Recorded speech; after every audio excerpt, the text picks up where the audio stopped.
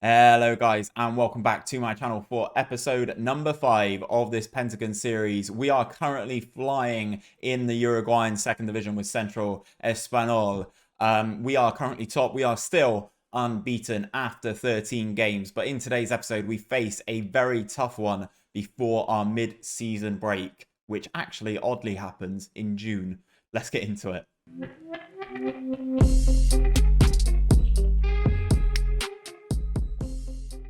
So guys, you were last with us for the 3-0 victory against Las Piedras and Montevideo is the way I'm going to say these. We do maintain our unbeaten run. After that, we took on Villa Teresa, beat them 2-0. Very nice game. Very nice goal from Gabriel Gotta in that one. And Janino Roca also chipping in to secure the victory. Late goals. We're not really dominating anybody. Which is quite worrying, but we are coming out on top of a lot of these games.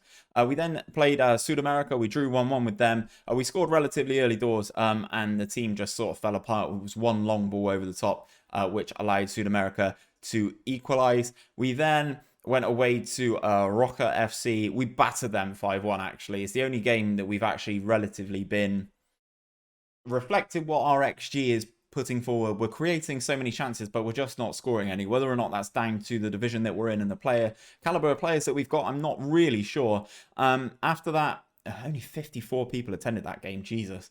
We then finally got our own back against Villa Espanola in our 2-1 victory at home. They pulled a goal back in the 86th minute. We do seem to be conceding a few late goals, which is a little bit worrying for me at the moment. But we are currently still playing very, very well. We are taking on Tacuarembo FC today. They are currently third in the second division. Let me show you the second division. We currently have a 4-point lead over Las Piedras at the moment, but we do have a game in hand. They played in the early fixture in today's match day. They won, so we have an opportunity to extend that lead, and hopefully we can get that done. But as I said, we are taking on the team in third who are looking to clamber back into the reckoning. I will jump into the schedule because I mentioned in the intro our mid-season break. The mid-season break happens for the entirety of June, and it looks like the season is going to end in September. An interesting thing to note, my contract runs out here on the 30th of the 6th. So my contract's going to run out in the middle of the season. I'd like to think it's going to be renewed, but you never know with FM, do you? You never know. I have been scouring the division above, and Nacional have been playing very, very poorly and are nowhere near the top of the table. So I may be potentially keeping an eye on this job. I think it would be a nice little way of progressing in Uruguay. We'll see what happens with my contract situation, and maybe I get a new contract. Who knows? Maybe I'll stay loyal to the club that gave me my first job in football in this save. So we go into today's game. Let me set my opposition instructions because you guys like to see this. See what I do. So Combe, he's not the quickest, so we will press him forward though, so you don't want to give him too much space. So Combe, we will tight mark. We're going to smash through him, and we're going to show him onto his left.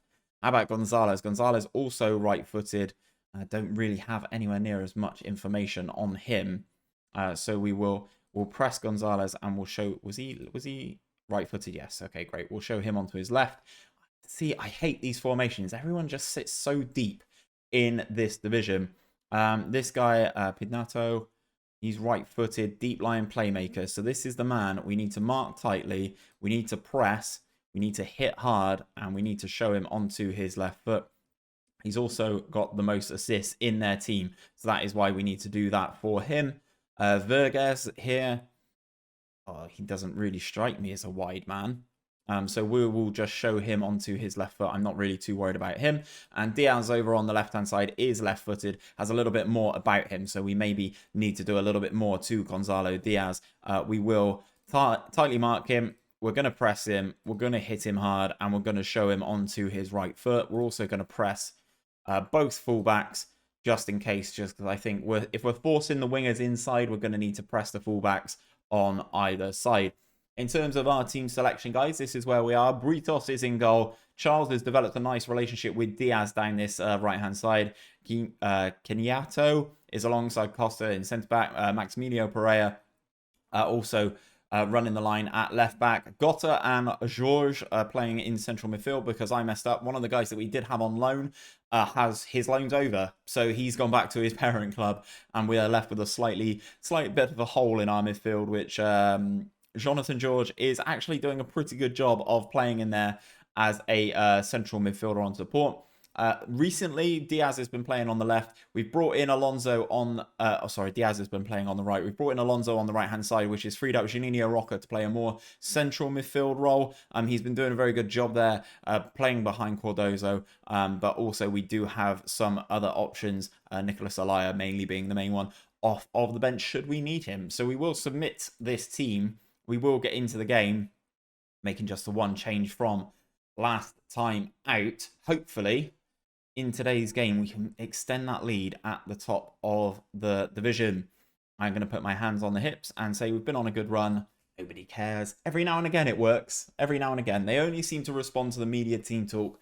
But again, we have a team here set up, looking like they're going to defend with a flat back four and then two central defensive midfielders in front of him. I find it really difficult to break that down a lot of the time. We seem to create a lot of chances at the moment. But actually putting the ball in the back of the net, it seems to be a little bit of a chore. Alonso, with a nice little run there, strikes it from distance just 7 minutes in. Hits it just wide of the post. You can already see that we've had 5 shots. It's not our issue at the moment isn't creating shots. It's actually putting the ball into the back of the net. We finally had our first shot on target. The defense seems to be, from the ratings, seems to be playing pretty well. Half an hour gone. We've had 9 shots, only hit 1 on target. I'd love to see who's taken all these shots because I must admit, Lucas Cardozo has scored a decent amount of goals for us, but a lot of them have been penalties, I must admit.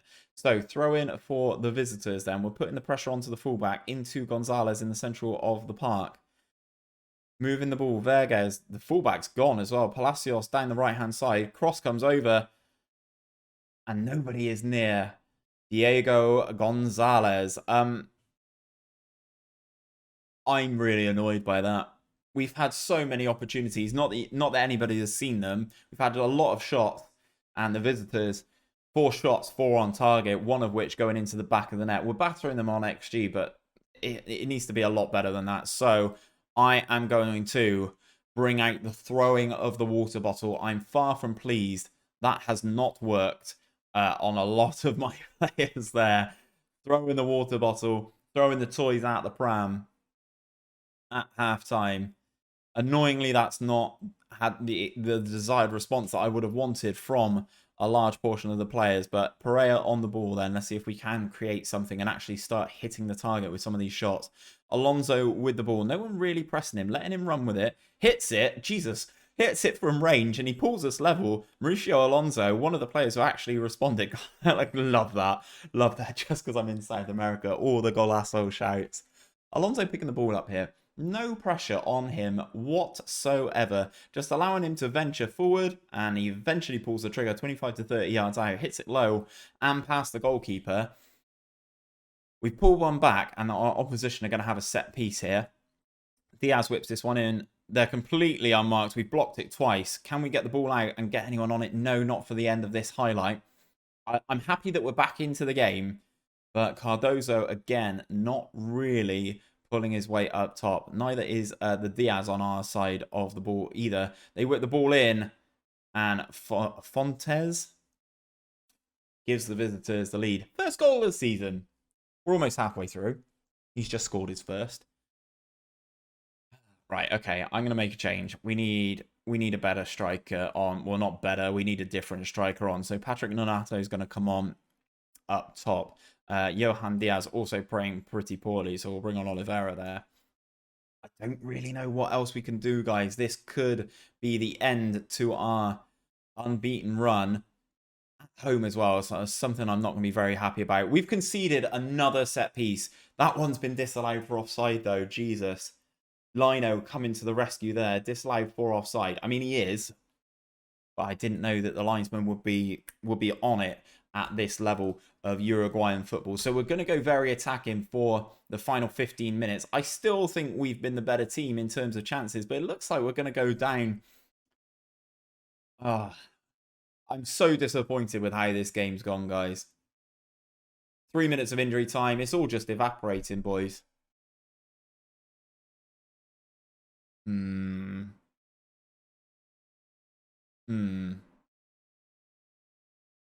15 shots, 5 on target, better XG. Disappointing. Conceded 2 headers. Point the finger. Not good enough.